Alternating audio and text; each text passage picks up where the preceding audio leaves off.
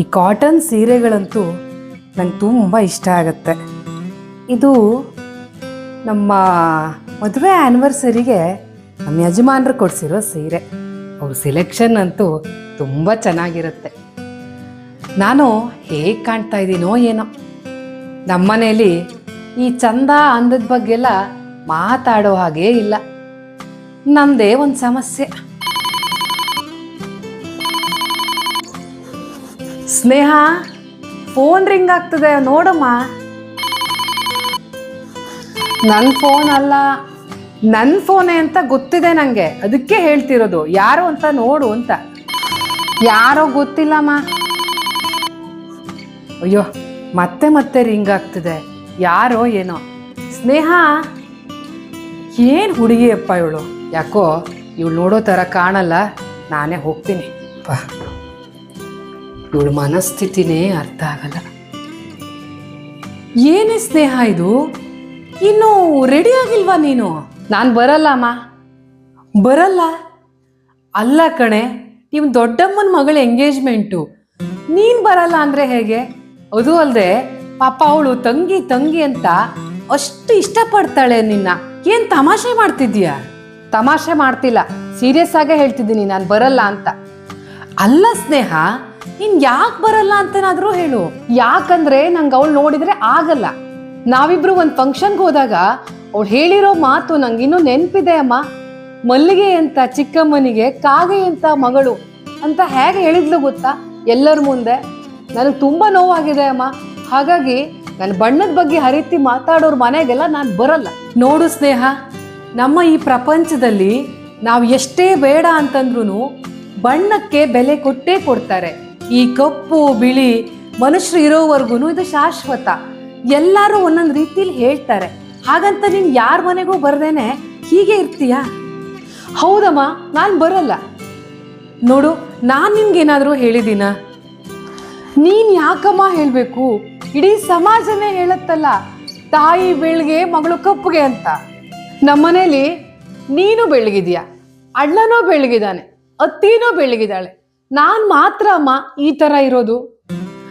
ಅದಕ್ಕೆ ನಾನು ಏನು ಮಾಡೋಕ್ಕಾಗತ್ತಮ್ಮ? ಸಾಮಾನ್ಯವಾಗಿ ಅಪ್ಪ ಹೇಗಿರ್ತಾರೋ ಆ ಥರ ಹೆಣ್ಮಕ್ಳು ಇರ್ತಾರೆ. ನಿಮ್ಮ ಅಪ್ಪ ಸ್ವಲ್ಪ ಕಪ್ಪು, ಅದಕ್ಕೆ ನೀನು ಹಾಗಿದೀಯ. ಕಪ್ಪು ಇರೋ ಅಪ್ಪನ ಮತ್ತೆ ಯಾಕೆ ಮದುವೆ ಅದೇ ನೀನು? ನೋಡು, ನಿಮ್ಮ ಅಪ್ಪನ ಬಗ್ಗೆ ಮಾತಾಡೋ ಹಕ್ಕಿಲ್ಲ ನಿನಗೆ.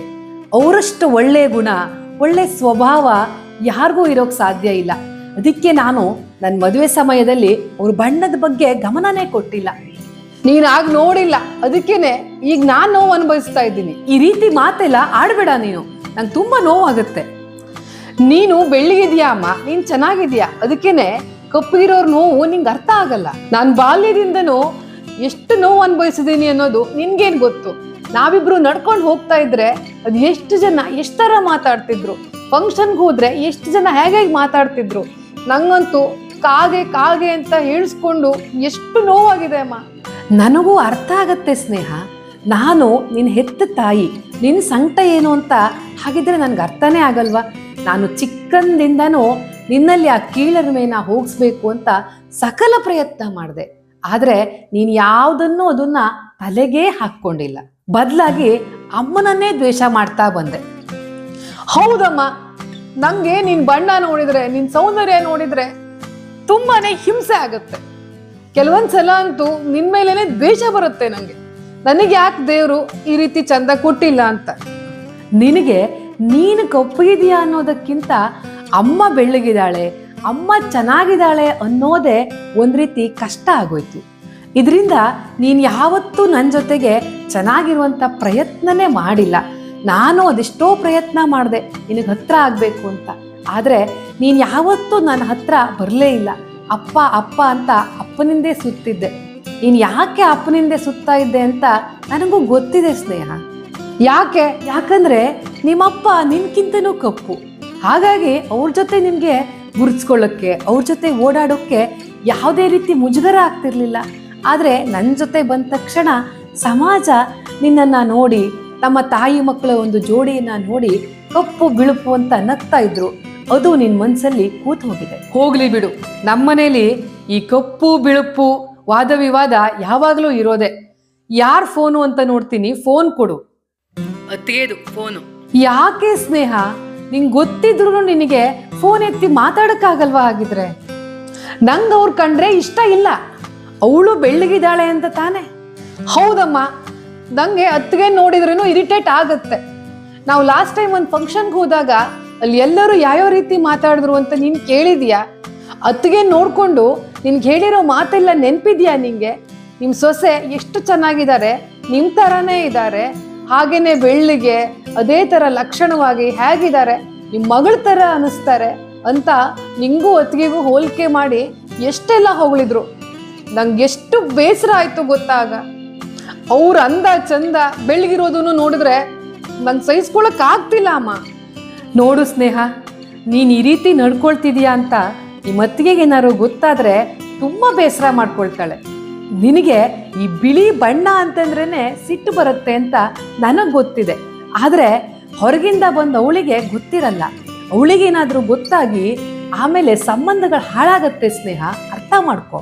ನನ್ಗೆ ಯಾಕೋ ಗೊತ್ತಿಲ್ಲ ಅಮ್ಮ, ಬಾಲ್ಯದಿಂದನೂ ಆ ನೋವನ್ನು ಅನುಭವಿಸಿ ನನ್ನ ಮನಸ್ಸಿನ ಮೇಲೆ ಅಷ್ಟು ಪರಿಣಾಮ ಆಗ್ಬಿಟ್ಟಿದೆ. ನನಗೂ ಅರ್ಥ ಆಗತ್ತೆ ನಿನಗೆ ನೋವಾಗತ್ತೆ ಅಂತ. ನೋಡು, ನೀನು ಆತ್ಮವಿಶ್ವಾಸದಿಂದ ಇರು. ನೀನು ಬಣ್ಣದ ಬಗ್ಗೆ ಗಮನ ಕೊಡ್ತೀಯ ಅಂತ ಗೊತ್ತಾದ್ರೆ, ನಿನ್ನ ಮನಸ್ಸಿಗೆ ನೋವಾಗತ್ತೆ ಅಂತ ಗೊತ್ತಾದ್ರೆ ಜನ ನಿನ್ನ ಮನಸ್ಸನ್ನ ಇನ್ನೂ ನೋಯಿಸ್ತಾರೆ. ಹಾಗಾಗಿ ನೀನು ನನಗದ್ರ ಬಗ್ಗೆ ಎಲ್ಲ ಗಮನನೇ ಇಲ್ಲ ಅನ್ನೋ ತರ ಇರು. ಆತ್ಮವಿಶ್ವಾಸದಿಂದ ಮಾತನಾಡು. ನೀನು ನಿನ್ನ ಕೀಳರಿಮೆನ ಬಿಟ್ಟುಬಿಡು. ನಾನು ಕಪ್ಪಗಿದ್ದೀನಿ ಅಂತ ನೀನು ನಿನ್ನ ಮನಸ್ಸಿಗೆ ಹೇಳ್ಕೊಂಡಷ್ಟು ನೀನು ಇನ್ನೂ ಕೆಳಗೆ ಹೋಗ್ತೀಯ.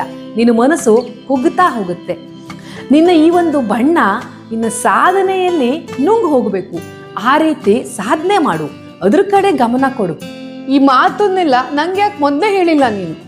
ನಾನು ಈ ಮಾತನ್ನೆಲ್ಲ ಸಾಕಷ್ಟು ಸಲ ನಿನಗೆ ಹೇಳಿದ್ದೀನಿ. ಆದರೆ ನಿನಗೆ ಇಷ್ಟು ವರ್ಷನೂ ಅದನ್ನ ಕೇಳಿ ಅರ್ಥ ಮಾಡ್ಕೊಳ್ಳೋ ಬುದ್ಧಿ ಬಂದಿರಲಿಲ್ಲ. ಹಾಗಾಗಿ ನಿನಗದು ಅರ್ಥ ಆಗ್ತಿರ್ಲಿಲ್ಲ. ಈಗ ನೀನು ಡಿಗ್ರಿ ಓದ್ತಾ ಇದೀಯಾ, ಒಂದು ಹಂತಕ್ಕೆ ನಿನಗೆ ಬುದ್ಧಿ ಬಂದಿದೆ. ಹಾಗಾಗಿ ನಿನಗೀಗ ಅದನ್ನ ಅರ್ಥ ಮಾಡ್ಕೊಳ್ಳುವಂಥ ಒಂದು ಕೆಪಾಸಿಟಿ ಇದೆ. ಹೌದಮ್ಮ, ನೀನಿದು ಹೇಳಿದ ಮಾತು ನಿಜ. ನೋಡು, ನಾನು ಯಾವಾಗ್ಲೂ ಹೇಗೇ ರೆಡಿ ಆದ್ರೂ ಒಂದು ದಿನನೂ ನಿನ್ನ ಹತ್ರ ನಾನು ಹೇಗೆ ಕಾಣ್ತಾ ಇದ್ದೀನಿ ಅನ್ನೋ ಪ್ರಶ್ನೆ ಕೂಡ ನನ್ನ ಬದುಕಲ್ಲಿ ಕೇಳಿಲ್ಲ. ನಿನಗೆ ಹೇಗೆ ನೀನು ಕಪ್ಪಗಿದೆಯಾ ಅಂತ ನೋವಿದ್ಯೋ ಹಾಗೇನೆ ನನಗೂ ನನ್ನ ಭಾವನೆಗಳನ್ನು ಹಂಚ್ಕೊಳ್ಳೋಕ್ಕೆ ಆಗಿಲ್ಲ ಅನ್ನೋ ನೋವು ಇದೆ. ನಿನ್ನ ಒಂದು ಅಂತರಂಗದ ಭಾವನೆನ ನಾನು ಅರ್ಥ ಮಾಡ್ಕೊಳ್ಳೋ ಪ್ರಯತ್ನನ ಮಾಡಲೇ ಇಲ್ಲ ಅಮ್ಮ. ನನ್ನ ಕ್ಷಮಿಸ್ಬಿಡು. ನನಗೆ ಸಾರಿ ಕೇಳೋ ಅವಶ್ಯಕತೆ ಇಲ್ಲ ಸ್ನೇಹ. ದೇವರು ಎಲ್ಲರಿಗೂ ಎಲ್ಲದನ್ನೂ ಕೊಡಲ್ಲ. ಭಾಳಷ್ಟು ಸೌಂದರ್ಯ ಕೊಟ್ಟು ಬುದ್ಧಿಮಾಂದ್ಯತೆನೋ ಅಂಗವೈಕಲ್ಯತೆನೋ ಕೊಟ್ಟುಬಿಟ್ರೆ ಅದು ಇನ್ನೂ ನೋವು ಜೀವನದಲ್ಲಿ. ಆದರೆ ನಿನಗೆ ಜೀವನದಲ್ಲಿ ದೇವರು ಎಲ್ಲದನ್ನೂ ಕೊಟ್ಟಿದ್ದಾನೆ. ಬಣ್ಣ ಒಂದು ಕಪ್ಪು ಅನ್ನೋದು ಬಿಟ್ಟರೆ ನಿನ್ನಲ್ಲಿ ಯಾವ ಕೊರತೆನೂ ಇಲ್ಲ. ಬಣ್ಣ ಕಪ್ಪು ಅನ್ನೋದು ಕೊರತೆ ಅಲ್ವೇ ಅಲ್ಲ ಸ್ನೇಹ. ಹೌದು ಅಮ್ಮ, ನೀನು ಹೇಳ್ತಿರೋದು ಸತ್ಯ. ದೇವರು ನಂಗೆ ಯಾವ ಕೊರತೆನೂ ಕೊಟ್ಟಿಲ್ಲ. ಆತ್ಮವಿಶ್ವಾಸದಿಂದ ಇರ್ತೀನಮ್ಮ. ಸರಿ, ಅತ್ತಿಗೆ ರೆಡಿ ಆಗಿದ್ದೀರಾ ಅಂತ ಕೇಳೋಕ್ಕೆ ಫೋನ್ ಮಾಡಿದ್ಲು ಅಂತ ಅನ್ಸುತ್ತೆ. ನಾನು ಒಂದು ಫೋನ್ ಮಾಡಿ ಬರ್ತೀನಿ, ಹೋಗು, ನೀನು ರೆಡಿ ಆಗು, ಹೋಗೋಣ. ಇಲ್ಲ ಅಮ್ಮ, ನಾನು ಬರಲ್ಲ. ರಾತ್ರಿಯಿಂದ ಬೆಳಗ್ವರೆಗೂ ರಾಮಾಯಣ ಕೇಳಿ ರಾಮಂಗೂ ಸೀತೆಗೂ ಏನ್ ಸಂಬಂಧ ಅಂತ ಕೇಳ್ದವ್ರಾಗಾಯ್ತು ನಿನ್ ಕತೆ. ಮತ್ತೆ ಬರಲ್ಲ ಅಂತ ಹೇಳ್ತಿದ್ಯಲ್ಲ. ಇವತ್ತಿಂದಾನೆ ಆತ್ಮವಿಶ್ವಾಸದಿಂದ ಇರೋಕೆ ಪ್ರಯತ್ನ ಮಾಡು. ಜನರ ಮಾತುಗಳನ್ನ ಎದುರಿಸು. ಸರಿ ಅಮ್ಮ, ಇವತ್ತಿಂದನೇ ನಾನು ನನ್ನ ಒಂದು ಕೀಳರಿಮೆನ ಬಿಡ್ತೀನಿ. ಸರಿ, ಹೋಗಿ ಫ್ರೆಶ್ ಆಗಿ ರೆಡಿ ಆಗ್ಬಾ. ಹೂನಮ್ಮ, ರೆಡಿ ಆಗ್ತೀನಿ ಈಗ್ಲೇನೆ. ಇವಳಿಗೊಂದು ಫೋನ್ ಮಾಡ್ಬಿಡೋಣ. ಹಲೋ, ಹಾ ನಯನಾ, ರೆಡಿ ಆಗಿದ್ದೀವಮ್ಮ.